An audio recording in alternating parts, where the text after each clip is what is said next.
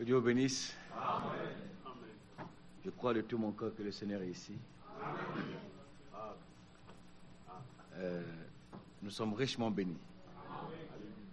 Mais mon témoignage ne sera pas complet si je ne dis pas aux frères à la technique là-bas de nous balancer un autre élément.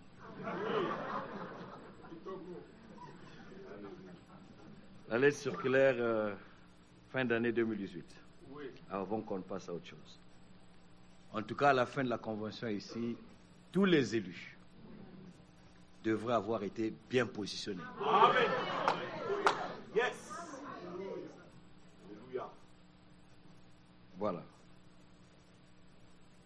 Mon frère David et toute la technique, que Dieu vous bénisse là-bas pour le travail que vous faites. Oui.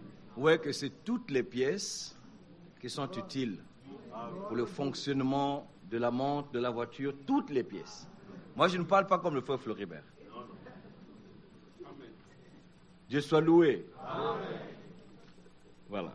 Lettre circulaire, fin d'année 2018, page 9. Le frère Floribert dit le mandat. Lisons alors. Voilà.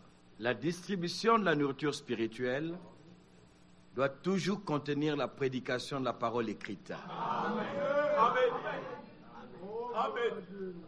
Voici les jours viennent, dit le Seigneur l'Éternel, où j'enverrai la famine dans le pays, non pas la disette du pain et la soif de l'eau. Nous continuons, mon frère. Mais la faim et la soif d'entendre les paroles de l'Éternel. Amos 8, 11. Le Seigneur a dit, il est écrit, l'homme ne vivra pas de pain seulement, mais de toute parole qui sort de la bouche de Dieu. Matthieu 4, 4. On continue, mon frère.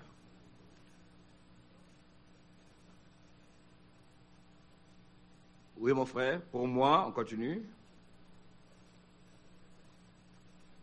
On attend que la technique se mette au pas. C'est la suite de la page 9, oui. Voilà, pendant que la technique cherche, recevez les salutations de vos frères et sœurs de l'Assemblée de Chartres, en France. Ils vous aiment beaucoup. Voilà. La suite, c'est pour moi, mon appel au ministère est aussi important que les paroles que l'Éternel adressa à Abraham dans Genèse 12, à Moïse dans Exode 3 et à Josué au chapitre 1er ou à Jean-Baptiste dans Luc 3, à Paul dans Acte 9 et à Frère Branham le 11 juin 1933 et le 7 mai 1946. Chaque appel et mandat divin était et est relié avec le plan du salut des dieux. En vérité, je vous le dis, celui qui reçoit celui que j'aurai envoyé me reçoit, et celui qui me reçoit celui qui m'a envoyé. Jean 13, verset 20. Ensuite arriva le dimanche 19 septembre 1976, le jour où le Seigneur fidèle plaça scripturairement le mandat qu'il m'a donné. Mon serviteur, j'étais établi selon Matthieu 24, 45 à 47, pour distribuer la nourriture au temps convenable. Écoutez attentivement le dernier paragraphe. Frère Branham vit dans une vision comment il emmagasinait toutes sortes d'aliments sur une étagère. Il en parla le 1er avril et le 30 décembre 1962. Il m'a été donné la charge divine de présenter au peuple de Dieu la nourriture emmagasinée, bien préparée sur la table du Seigneur. Tout, frère, je pense qu'il faut avancer. Voilà, nous sommes là. Tous les frères dans le monde entier distribuent la même nourriture spirituelle lorsqu'ils prêchent la parole révélée. C'est tout. Alléluia. Tant que les frères prêchent encore la parole révélée, la distribution de la nourriture continue encore. Que Dieu le bénisse. Je souhaite que nous revenions à Nombre chapitre 23, lu par notre frère Didier. Que Dieu le bénisse et que Dieu bénisse toute l'assemblée de Bloomington. Nous sommes bénis de vous avoir, chers frères et sœurs. Dans Nombre 23, l'une des Écritures inspirées par le Seigneur pour notre convention, le verset 19. Nombre 23, verset 19. Dieu n'est point un homme pour mentir, ni fils d'un homme pour se repentir. Ce qu'il a dit, ne le fera-t-il pas? Ce qu'il a déclaré, ne l'exécutera-t-il pas? Amen. Ce sont des questions. Et notre frère Didier nous a dit, par l'Esprit, il dit, ce sont des questions. Et lorsque les questions sont posées, il nous faut des réponses. Si ce sont des questions bibliques, il faut des réponses bibliques. Tu n'as pas besoin de ma réponse, je n'ai pas besoin de ta réponse, mais toi et moi, nous avons besoin de la réponse de Dieu. Les hommes posent des questions, Dieu répond par sa parole. Ce qu'il a dit, notre Dieu, ne le fera-t-il pas? Ce qu'il a déclaré, ne l'exécutera-t-il pas? Ce sont des questions, les réponses, Ésaïe 46. Trouvons notre assurance à partir des Saintes Écritures. Amen. Ésaïe 46, le verset 11 en particulier. C'est moi, on peut commencer au verset 9 pour savoir de qui on parle ou qui parle ici. Souvenez-vous de ce qui s'est passé dans les temps anciens, car je suis Dieu et il n'y en a point d'autre. Je suis Dieu et nul n'est semblable à moi. J'annonce dès le commencement ce qui doit arriver et longtemps d'avance ce qui n'est pas encore accompli. Je dis, mes arrêts subsisteront et j'exécuterai toute ma volonté. C'est moi qui appelle de l'Orient un oiseau de proie, d'une terre lointaine un homme pour accomplir mes desseins. Je l'ai dit. Amen. Et je le réaliserai. Ce qu'il a dit, ne le réalisera-t-il pas? Je l'ai conçu et je l'exécuterai. Aux questions que Balaam pose ici, nous avons des réponses de la bouche de Dieu lui-même. Donc lorsque Balaam pose la question à Balak, en fait, en disant « Dieu n'est point un homme pour mentir, ni un fils d'un homme pour se repentir. Ce qu'il a dit, ne le fera-t-il pas ?» Nous avons la réponse de la part de Dieu que ce que Dieu dit, il accomplit. Amen. Ce qu'il a déclaré, ne l'exécutera-t-il pas? Nous avons la réponse de la bouche de Dieu que ce que Dieu a déclaré, il l'exécutera. Alors notre assurance est fondée sur ce que Dieu dit. Au chapitre 45, ou prenons 48, nous sommes à côté, Ésaïe 46, nous avons lu, prenons Ésaïe 48, le verset 3.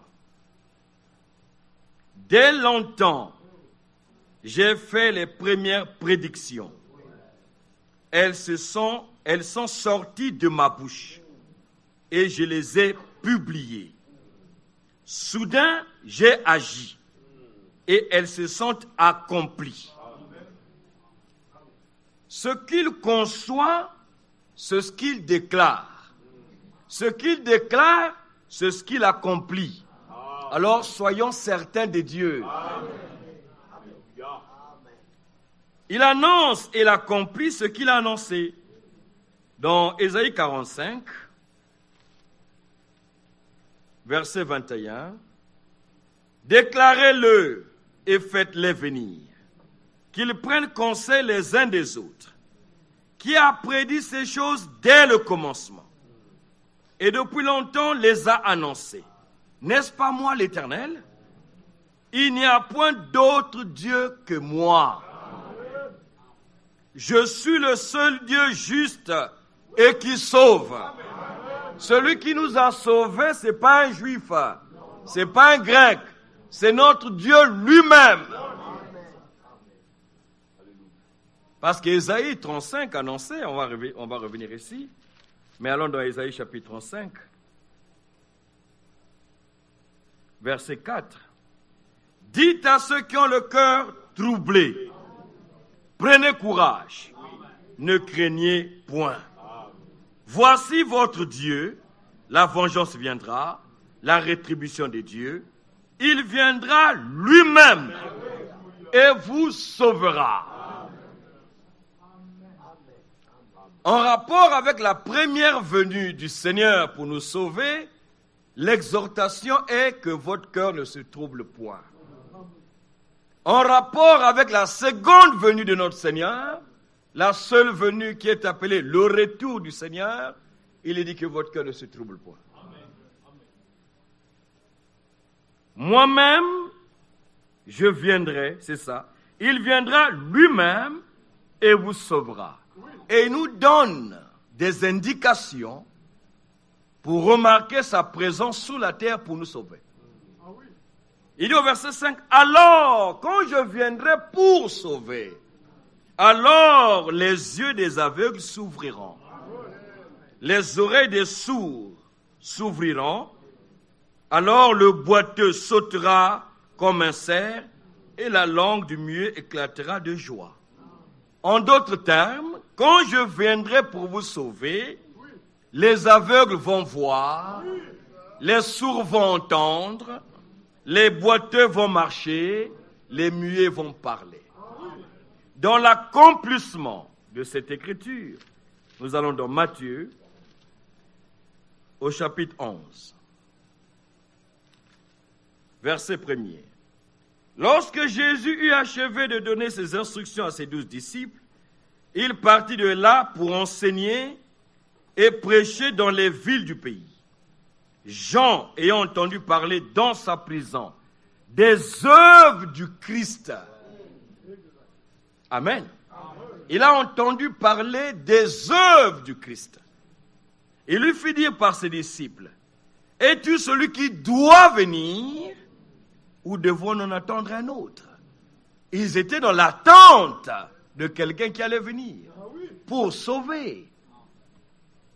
Et les œuvres que le Christ accomplissait ont poussé Jean à poser la question, mais es-tu celui-là que nous attendons ou devons-nous attendre un autre? Jésus n'a pas dit, allez dire c'est moi. Jésus leur répondit, allez rapporter à Jean ce que vous entendez, ce que vous voyez. Mais qu'est-ce qu'ils entendaient, qu'est-ce qu'ils voyaient? Les aveugles voient. Les boiteux marchent. Les lépreux sont purifiés. Les sourds entendent. Les morts ressuscitent. Alléluia. Amen. Exactement ce que Dieu avait annoncé par le prophète Ésaïe, qui s'accomplirait lorsqu'il serait sur la terre pour nous sauver. Alors nous comprenons par révélation et selon les Écritures que notre Dieu, c'est le Seigneur Jésus-Christ. Ce matin, nous avons entendu des très profondes pensées. En réalité, je ne sais pas si les prédicateurs sauront par où commencer. Nous sommes tellement bénis avec des pensées profondes. Nous avons entendu, et c'est le thème de notre convention, notre Dieu est immuable. Il ne change pas. Il ne change pas sa parole. Il ne change pas sa nature. Il ne change pas ses décisions. Il est le même hier, aujourd'hui et pour toujours. Mais c'est Dieu qui ne change pas et tout puissant. Pour changer les malades ce soir en des hommes et des femmes guéris. Des hommes et des femmes pécheurs en des fils et des filles de Dieu. Alors croyez qu'il est le même ce soir pour accomplir avec vous sa parole. Le Dieu qui ne change pas sa nature, il peut changer de forme. Mais il reste le même Dieu. Amen. Il se présente à Moïse dans un buisson ardent. Il dit, je suis le Dieu de tes pères. Dans le buisson. Amen. Il suit le peuple d'Israël en tant que rocher. C'est toujours lui. Il peut changer de forme, mais il reste le même Dieu. Il ne change pas la nature. L'apôtre Paul avait la même pensée exprimée dans Philippiens. Philippiens, chapitre 2. Il dit au verset 5, ayez en vous les sentiments qui étaient en Jésus-Christ, existant en forme de Dieu. Il n'a point regardé son égalité avec Dieu comme une proie à arracher, mais il s'est dépouillé lui-même en prenant une forme de serviteur, en devenant semblable aux hommes. Il a apparu comme un vrai homme. Mais qu'est-ce qu'il était avant de paraître? Il est esprit. Amen. Et en tant qu'esprit, on ne peut pas le voir. Dans l'éternité, il était seul, le grand esprit, Elohim. Il n'y avait aucun ange à ses côtés, pas de fils à ses côtés, il était seul. Et Elohim, le grand esprit, sort de l'éternité, parce qu'il voulait créer. Et lui, Elohim, le grand esprit, prend un corps, le corps parole. Et c'est dans ce corps qu'il a créé toutes choses. Au commencement était la parole était avec Dieu, la parole était Dieu. Tout a été fait par la parole, et rien de ce qui a été fait n'a été fait sans la parole. Jusqu'à ce soir, il soutient toutes choses par sa parole puissante.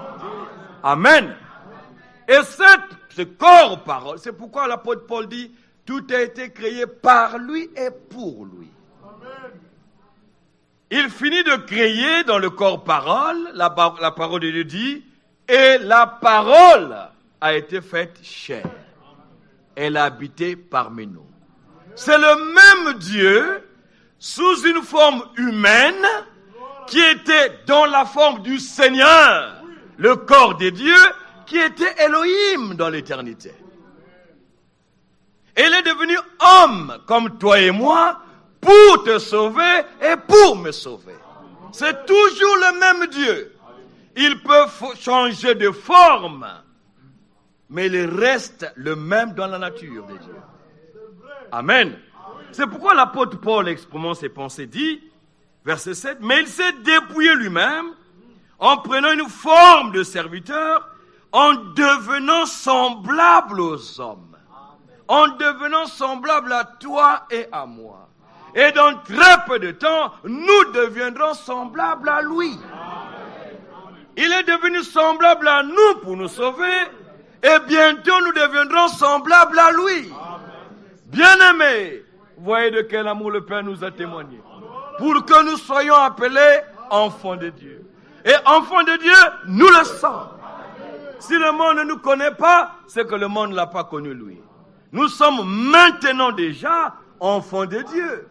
Mais ce que nous serons n'a pas encore été manifesté.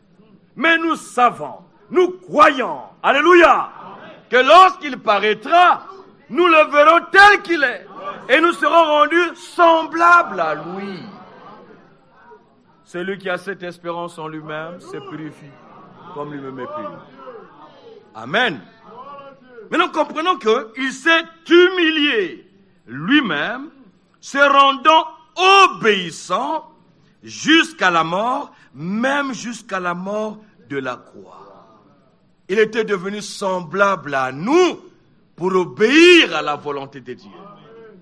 Et Hébreux chapitre 10 dit, c'est en vertu de cette volonté que nous sommes sanctifiés une fois pour toutes. Hébreux 10, avançons. Hébreux chapitre 10, la Bible déclare, depuis le verset 5 déjà, en rapport avec notre rédemption, il est dit, c'est pourquoi Christ, entrant dans le monde, dit, tu n'as voulu ni sacrifice, ni offrande, mais tu m'as formé un corps. Amen. Tu m'as formé un corps. Et ce corps, c'est ce qui a été frappé à Golgotha. Et lorsque nous vous prêchons la parole, l'évangile, nous vous présentons Christ crucifié. Nous le peignons devant vous. Il a porté tous nos péchés. Il a pris toutes nos maladies. Il a pris même notre malédiction. Il est allé à Golgotha. Il a été frappé, flagellé, Frères et sœurs, ce jour-là sur le calvaire, même la lune a refusé de briller. La lune s'est enfuie. Les étoiles se sont enfouies. La terre a tremblé. Les rochers se sont fondus. Qu'est-ce qui se passe? La créature a crucifié le Créateur dans la chair, sans le savoir. La révélation est nécessaire. Ils étaient des religieux, ils lisaient la loi, mais n'avaient pas la révélation de ce qu'ils lisaient. Le jour où on l'a crucifié à Golgotha, ils sont allés adorer Dieu dans le temple. Ne sachant pas que Dieu s'était fait homme pour venir les sauver. Et pendant qu'ils priaient là-bas au temple, là à Golgotha, le Seigneur a poussé un cri. Et le voile du temple là-bas, regardez les effets. Il a crié à Golgotha, mais le voile du temple là où c'était, s'est déchiré du haut jusqu'en bas. Et le chemin, alléluia, s'est ouvert au travers du voile de sa chair, pour que vous et moi croyants, nous entrons ce soir jusque dans la présence de Dieu et que nous expérimentions la gloire de Dieu. À lui la gloire, à lui l'honneur. Tu n'as voulu ni sacrifice ni offrande, mais tu m'as formé un corps. Tu n'as grillé ni holocauste ni sacrifice pour le péché. Alors j'ai dit, voici, je viens. Dans le rouleau du livre, il est question de moi. Il est toujours question de lui. Alléluia! C'est le point central de notre prédication. Jésus-Christ. Pour faire, ô Dieu, ta volonté. Maintenant, regardez le verset 10. C'est en vertu de cette volonté que nous sommes sanctifiés par l'offrande du corps de Jésus-Christ une fois pour toutes. C'est fait. Gloire à Dieu. Quel privilège nous avons. Que serons-nous ce soir si nous n'étions pas croyants de cette parole, frères et sœurs? Gloire à Dieu pour ce qu'il a fait. Maintenant, écoutez, on va aller vite. Luc chapitre 1, on va aller vite. Luc chapitre 1. Des trop belles pensées profondes déposées par les hommes de Dieu, par la grâce de Dieu. Luc chapitre 1.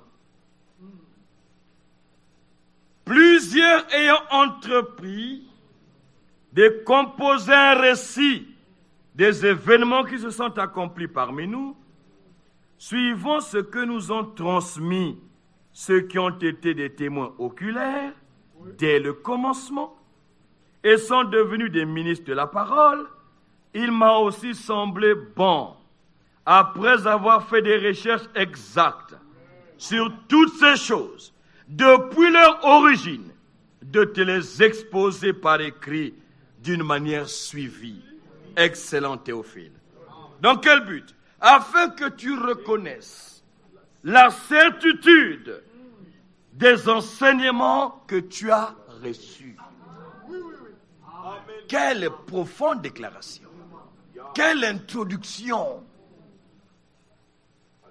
Et quand vous lisez l'évangile selon Luc, vous voyez que c'était vraiment d'une manière suivie qu'il a déposé les choses. Commençant par le précurseur jusqu'à sa montée au ciel. D'une manière suivie, il a exposé les choses. Mais regardez ceci. Les hommes, pour écrire l'histoire, il faut que les événements arrivent. D'abord, au préalable. Il faut qu'il y ait Covid qui est passé, il faut qu'il y ait ceci, cela. Alors ils vont écrire l'histoire. Eux-mêmes disent, l'histoire, c'est le récit des événements passés. Mais avec Dieu, c'est pas comme ça. Avec Dieu, il conçoit, il annonce avant même que les choses n'arrivent. C'est pourquoi nous avons compris qu'il faut avoir le plan de Dieu pour aller prêcher la parole.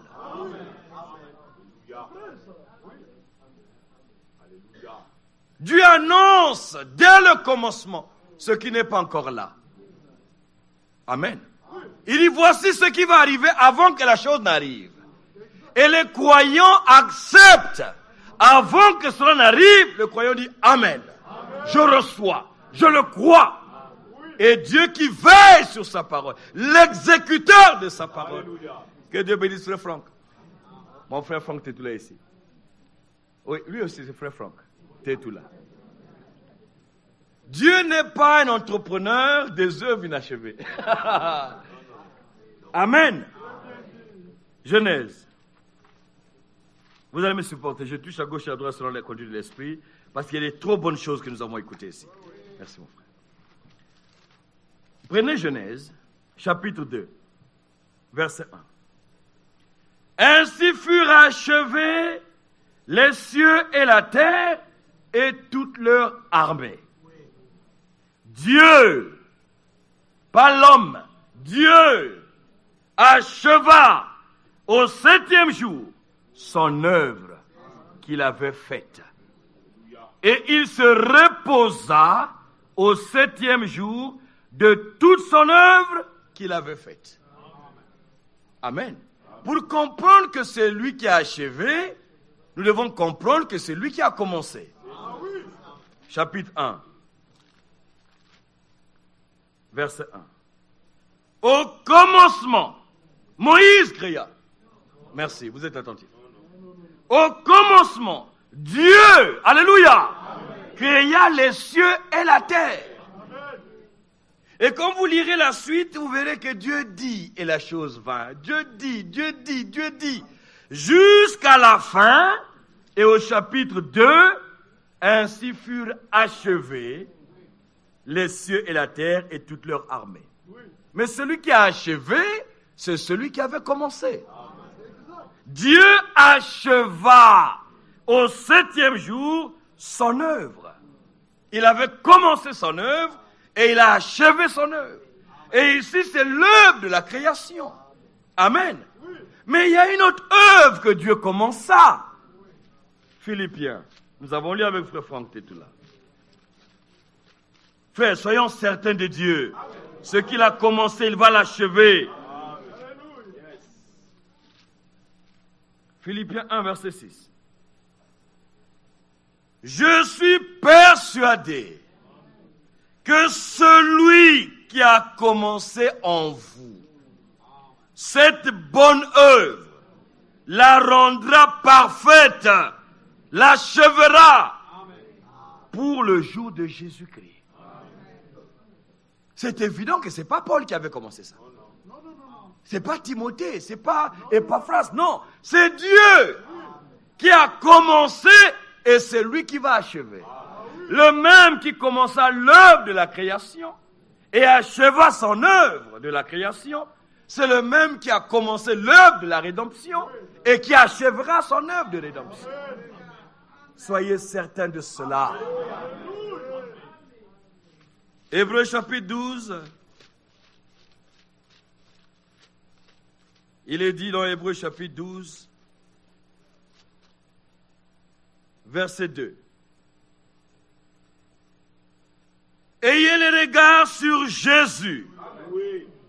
Est-ce qu'on peut dire amen à ça? Sur Jésus. Pas sur Branham, pas sur Evan Frank, pas sur Timothée. Sur Jésus. Ayons nos regards. Pourquoi? Mais c'est lui qui suscite la foi. C'est lui qui commence ça. Vous écoutez la parole, comme tout le monde, mais qu'est-ce qui fait que lui, toi tu crois, lui n'a pas cru? Vous étiez assis dans la même assemblée. Vous avez écouté la même prédication. Vous étiez même côte à côte comme ça. Voisine ou voisin. Vous avez écouté la même prédication, mais à la fin, toi tu dis, amen, je crois. Lui ne croit pas. Il y a quelque chose. Tu étais né pour croire.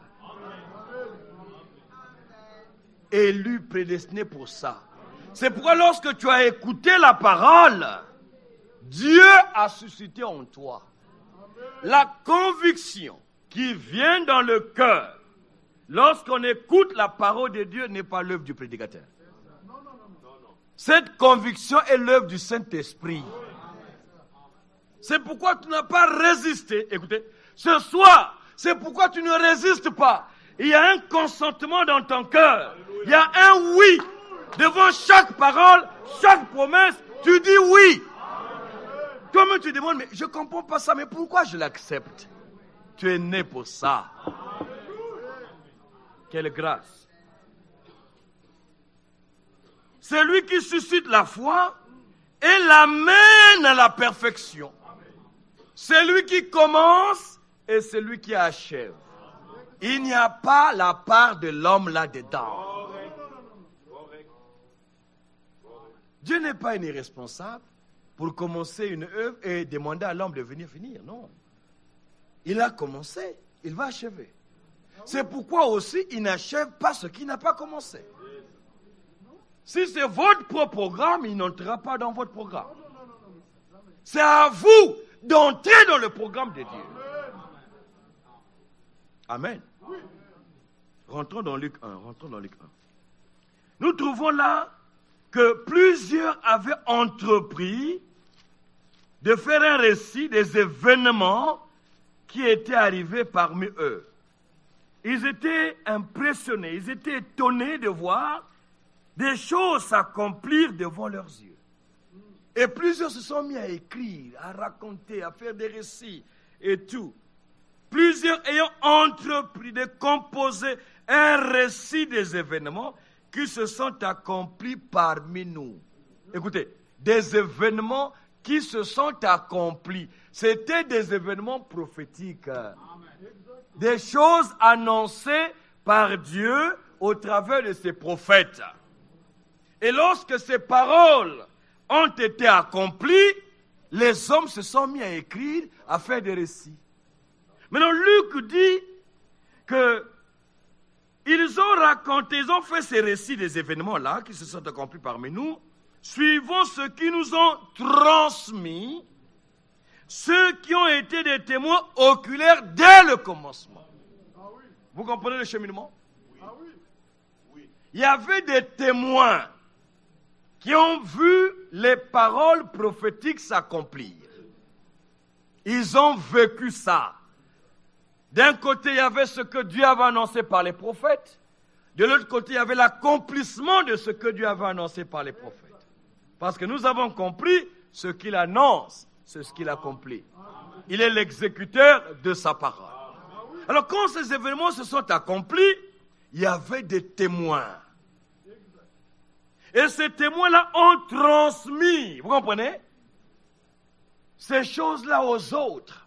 Voici, ça c'est l'accomplissement de telle écriture. Ça, c'est ici ce qui est accompli. Ils ont raconté, ils ont transmis ça.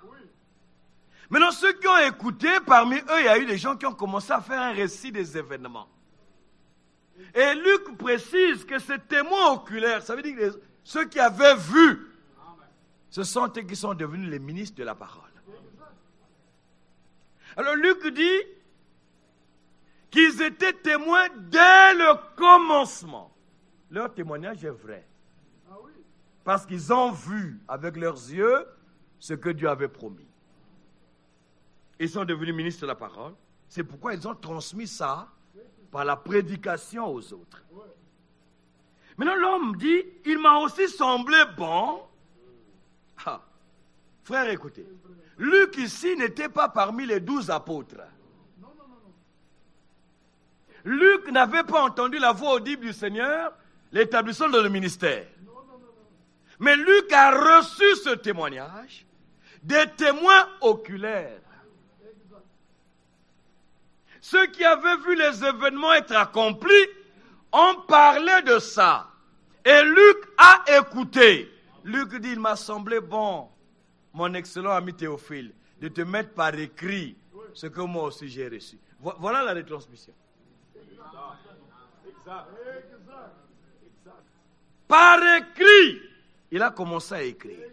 Écoutez, il m'a semblé aussi bon, après avoir fait des recherches exactes. Je n'ai pas juste transmis pour plaisir de transmettre. Moi-même, j'ai reçu, parce qu'on m'a transmis ça, mais quand j'ai reçu, j'ai examiné moi-même. J'ai remonté jusqu'à leur origine. Je ne voulais pas être celui qui transmet quelque chose qui n'est pas vrai.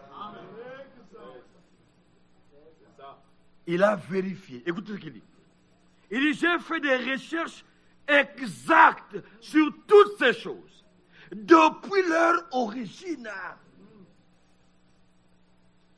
Et alors, je te les expose par écrit. Frère, quelle certitude. Et je te les expose, toi, Théophile, d'une manière suivie par écrit, pour que tu reconnaisses que les enseignements que tu as reçus sont vrais. Alléluia. Alléluia. Les hommes de Dieu passés ici ont dit, tout est déjà dans la Bible. N'est-ce pas vrai? Tout est là. Tous les points, tous les thèmes dans la Bible. Vous voulez parler de la vie éternelle? C'est dans la Bible. La résurrection des morts? Dans la Bible. Ces points-là ont déjà été traités.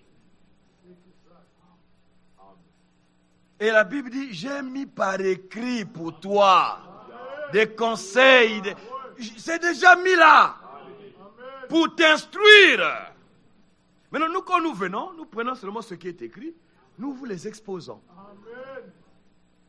On n'invente rien, on n'ajoute rien, on ne retranche rien. Nous vous présentons ce qui est déjà dit dans la Bible. Amen. Alléluia. Pour que l'auteur de ces choses écrites dans la Bible vienne vous bénir. Amen. Parce que nous avons compris qu'il n'honore que sa propre parole. Amen. Si nous vous donnons la même parole, elle produira les mêmes effets. Ici à Bloomington, comme elle avait produit là-bas à Jérusalem. Ça ne peut pas être autrement. Si c'est la même parole, elle doit produire les mêmes effets. La même vie, la même expérience du baptême du Saint-Esprit. Toutes les expériences seront les mêmes parce que nous avons pour base la même parole. Et la raison pour laquelle nous ne voyons pas ça, parce que la parole a été torpillée, trafiquée. Regardez ce que l'Esprit de Dieu a conduit notre bien-aimé frère Floribert à faire ici, en lisant les lettres circulaires là et les prédications de frère Branham. Mais c'est pour à vous, hein? C'est pour que vous receviez la certitude que ce qu'ils vous ont prêché là est vrai. En sortant d'ici, on ne devrait plus avoir de questions sur frère Franck est mort, la suite c'est quoi? Mais la suite est là. Vous vous êtes enseigné. Dieu soit loué. L'enlèvement viendra, nous partirons. C'est nous ici qui monterons. Dieu ne peut pas, et je ne crois pas, que Dieu peut nous donner une telle clarté et nous laisser ici. C'est pas possible. Pour nous, c'est clair. Et Dieu le fait pour notre préparation. À Dieu la gloire. Amen. 2 Timothée 3. 2 Timothée au chapitre 3.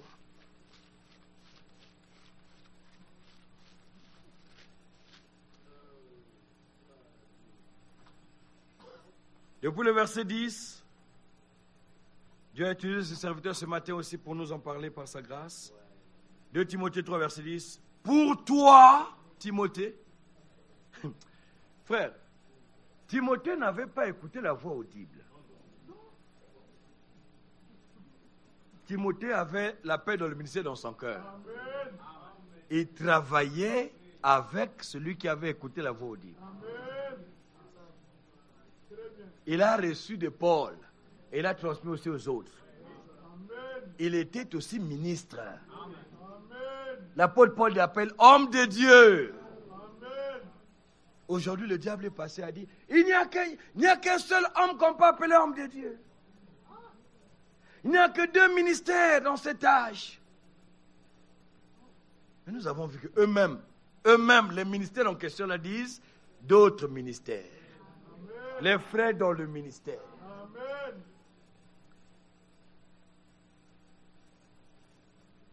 Et quand vous lisez l'épître de Paul à Timothée, vous voyez que, et nous allons voir ça, il excluait certaines personnes. Il dit, eux peuvent faire, eux peuvent se comporter, mais pour toi, mais toi, ils vont faire, ils vont dire, ils vont faire, mais toi, nous ne sommes pas n'importe qui, frère. Le Seigneur nous a privilégiés. Nous sommes ce que nous sommes par la grâce de Dieu. C'est pourquoi même notre vie, même notre langage, notre façon d'être, c'est différent. Dieu l'a voulu ainsi. Et toi ne regrette pas. Ah, mais pourquoi je ne suis pas comme les autres? Mais tu n'es pas comme les autres. Pourquoi tu veux être comme les autres? Tu es un peuple mis à part. Amen. Tu es une race royale, un sacerdoce royal. Alléluia. Race élue, peuple élu. Dieu a résolu de faire de toi son peuple. C'est son plan. Pour toi, Timothée, tu as suivi de près mon enseignement et nous avons compris la version d'Arby. Tu as complètement, pleinement compris ma doctrine. Voilà les hommes qui peuvent nous prêcher, qui ont compris pleinement le plan de Dieu. Sinon, ils vous montreront des images que non, un éléphant peut monter sur un arbre et brouter les herbes à partir de là-bas. C'est faux. Mais quand c'est clair, vous aussi vous recevez la clarté. Quand ils sont pleinement nourris, vous êtes pleinement nourris et rassasiés, nourris des paroles de la foi. Le temps me manquerait, frère, de dire, mais je le dis au nom du Seigneur, vous devenez ce que vous entendez. Finalement, c'est ça. Notre frère l'a lu dans Matthieu, chapitre 13. La sémence, la bonne sémence, c'est d'abord lui-même, le Seigneur, le grain de blé. La bonne sémence, c'est aussi sa parole. Mais la bonne sémence, c'est aussi les fils du royaume. Vous devenez ce que vous avez reçu. Parce que vous recevez la bonne sémence, la Bible vous appelle la bonne sémence. D'autres reçoivent la mauvaise sémence, ils sont aussi la mauvaise sémence, livrés dans le champ.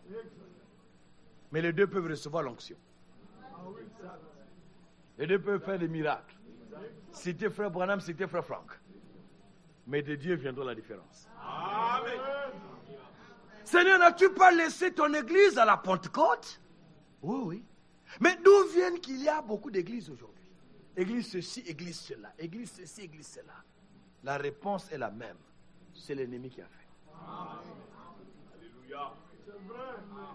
N'as-tu pas laissé la vraie doctrine de la divinité, du vrai baptême d'eau, baptême du Saint-Esprit? Oui, j'ai laissé ces choses-là. Mais d'où viennent qu'aujourd'hui il y a des doctrines trinitaires, 3 personnes en Dieu, baptême 3? D'où viennent ces choses? L'ennemi a fait. Veux-tu que nous allons arrêter ces églises-là, fermées? Non, non, ne faites pas ça. De peur qu'en le faisant, vous puissiez aussi déraciner la vraie sémence. Laissez-les croître ensemble. Laissez-les croître ensemble. Le temps vient. Le Seigneur lui-même distinguera son peuple. Tu as suivi de près mon enseignement, ma conduite. Pas seulement mon enseignement, mais ma conduite. Frère, le temps est passé. Le temps est passé. Pour accepter les discours du genre, faites ce que je vous demande de faire, mais ne faites pas ce que je fais. Non, non. Ça, c'est la religion. On n'a pas besoin de ça. Non, frère, ça sont mes faiblesses, non? Vous connaissez déjà. Que celui qui est faible reçoive la force de la part du Seigneur. Tu ne peux pas justifier une mauvaise vie en disant ce sont mes faiblesses. Mais nous avons écouté. Tu dois courir devant le Seigneur. Donne-moi ta vie selon ta parole. Si le Seigneur peut me donner sa parole qui est la vie, donc il veut que sa vie soit en moi. Vous priez, vous jeûnez pour la voiture. Priez, jeûnez pour la maison. Vous ne pouvez pas prier, jeûner pour la vie du Seigneur, pour le baptême de l'Esprit.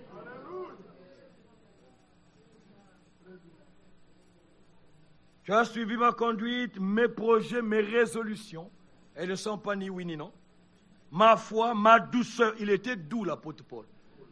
Mais dans la douceur, il dit, je ne permets pas aux femmes de prêcher.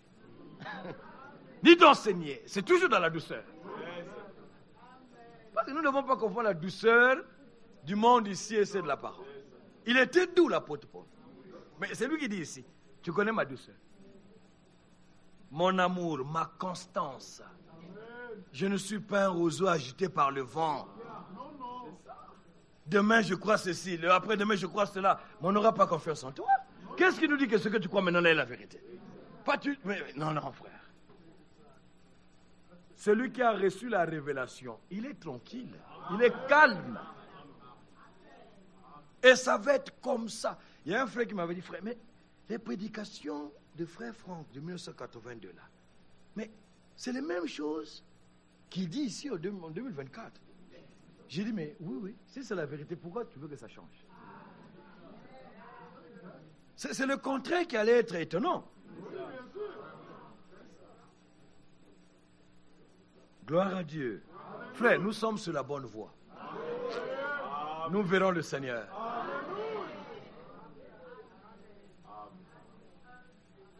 Mais à côté, il dit, mes persécutions, tu as aussi vu. Mes souffrances. À quelle souffrance n'ai-je pas été exposé? À Antioche, à Icône, à Lystre. Quelle persécution n'ai-je pas supportée? Et le Seigneur m'a délivré de toutes. Maintenant, pour montrer qu'il ne parlait pas seulement de lui-même, mais aussi de toi et de moi, il dit, oh, tous ceux qui, même à Bloomington, tous ceux qui veulent vivre pieusement en Jésus-Christ, ils seront comment? Persécutés. Sois préparé. Alléluia. Oh, mais pourquoi, Seigneur, j'ai des persécutions? Mais c'est ça, non? Tu veux vivre la vie de la parole? Tu seras persécuté. Par qui? Par ceux qui ne veulent pas cette vie-là.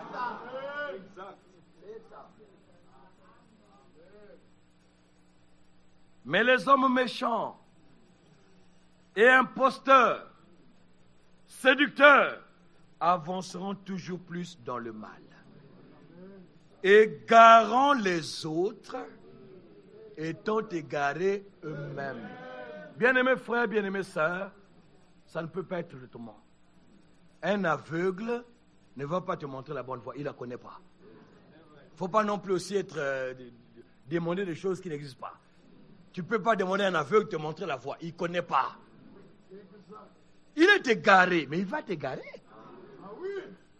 Un homme qui est séduit, mais il va te séduire.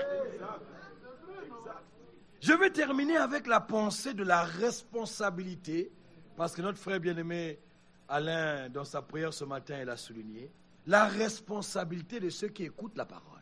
Vous avez aussi une responsabilité. Nous avons une responsabilité, vous en avez aussi.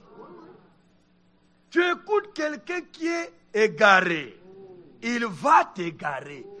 Frère, il ne connaît pas mieux. Un homme ne peut donner que ce qu'il a. N'existe pas autre chose. Il n'y a que ça qu'il a. Il est égaré. Il va t'égarer.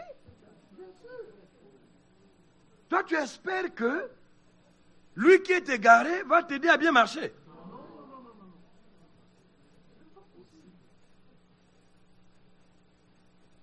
Mais toi, amen. Les hommes méchants feront, ils feront. Mais toi, Timothée, et nous sommes de Timothée, parce que dans cet âge, nous avons aussi travaillé avec un homme qui a écouté la voix audible. Toi, demeure dans les choses que tu as apprises et reconnues certaines, sachant de qui tu les as apprises. Demeure là-dedans. Alléluia. Gloire au Seigneur. Amen. Voilà. 1 Timothée, 2 Timothée chapitre 1.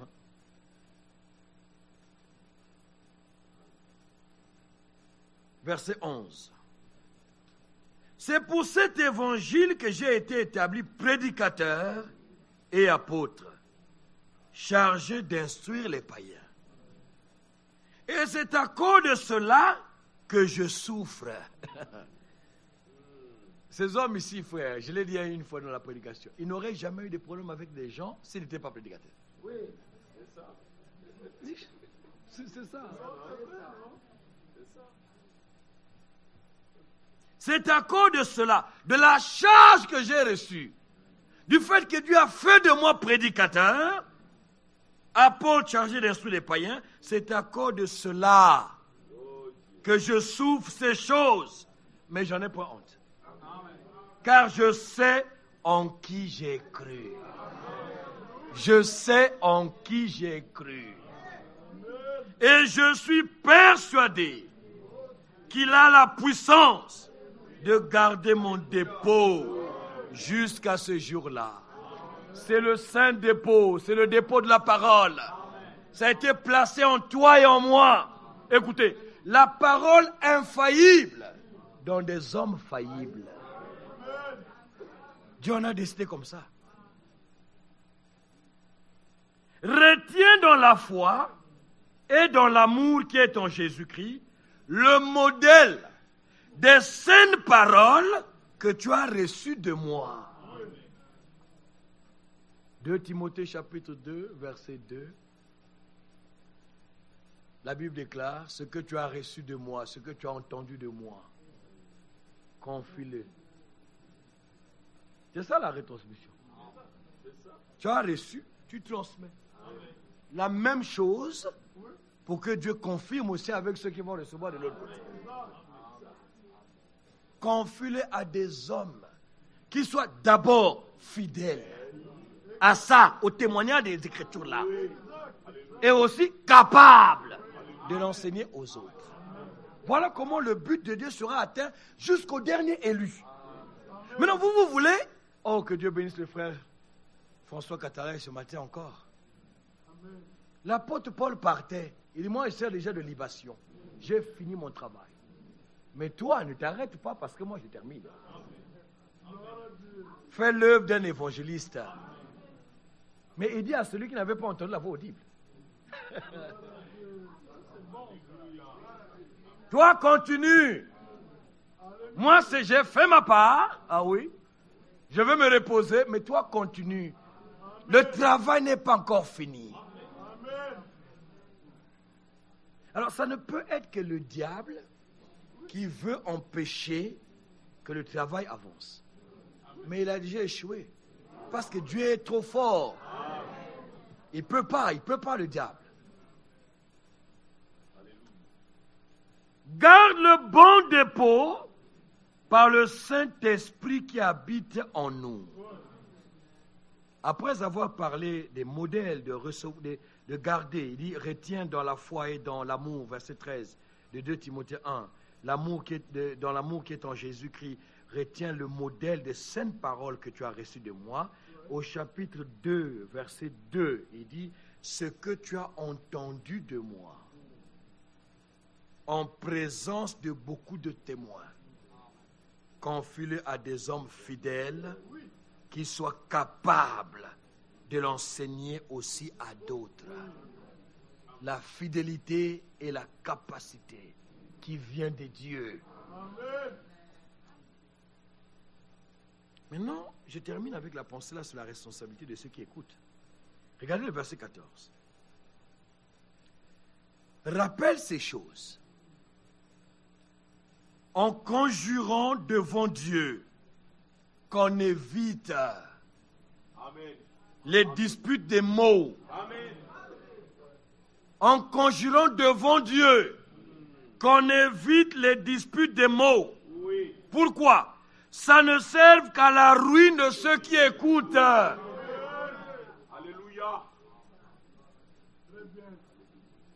Pourquoi vous écoutez les disputes des mots?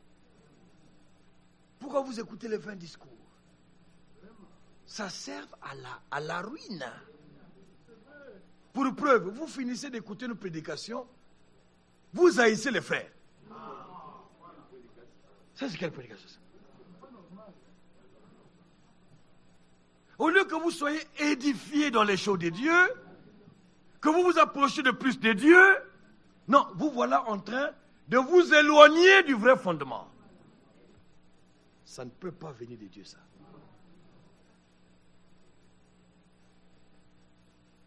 Verset 15. Efforce-toi de te présenter devant Dieu comme un homme éprouvé, Un ouvrier qui n'a point à rougir, qui dispense droitement la parole de la vérité. C'est pourquoi il faut que tu prennes du temps pour méditer ces choses, pour prier Dieu, méditer. Alléluia. Vous vous limitez à ces 3 retransmissions par semaine. Vous devez avoir honte.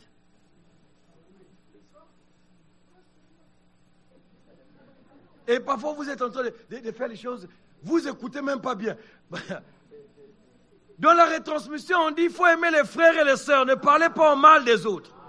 Vous finissez la retransmission, vous dites, on va résumer. Et en résumant, vous parlez en mal des frères et des sœurs. Est-ce que vous croyez ce qui est dit dans la retransmission, ou c'est juste la formalité que nous avons écouté les retransmissions?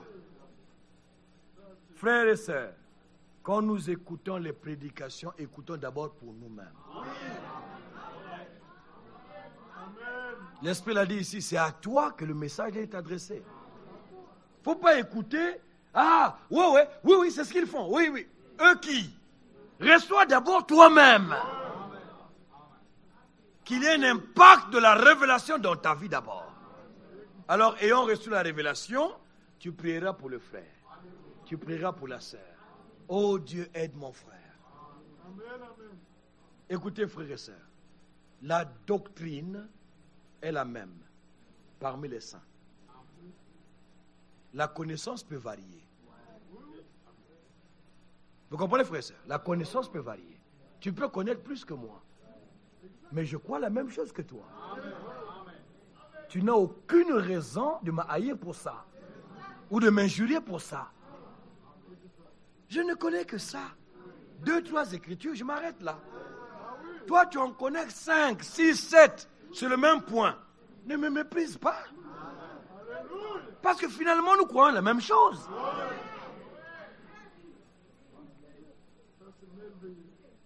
Qui te donne le droit de m'injurier, de me critiquer, parce que tu comprends mieux que moi? C'est la preuve que c'est faux. Parce que c'est Dieu. Tu allais m'aimer, prier pour moi, m'aider. Vous voyez qu'il nous faut les sentiments qui étaient en Christ.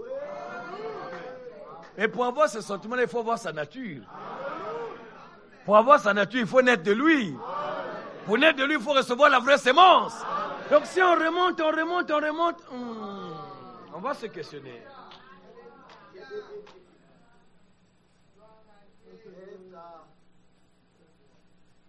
Amen. Bon, on s'arrête là. Que Dieu bénisse richement. Gloire au Seigneur. Gloire au Seigneur.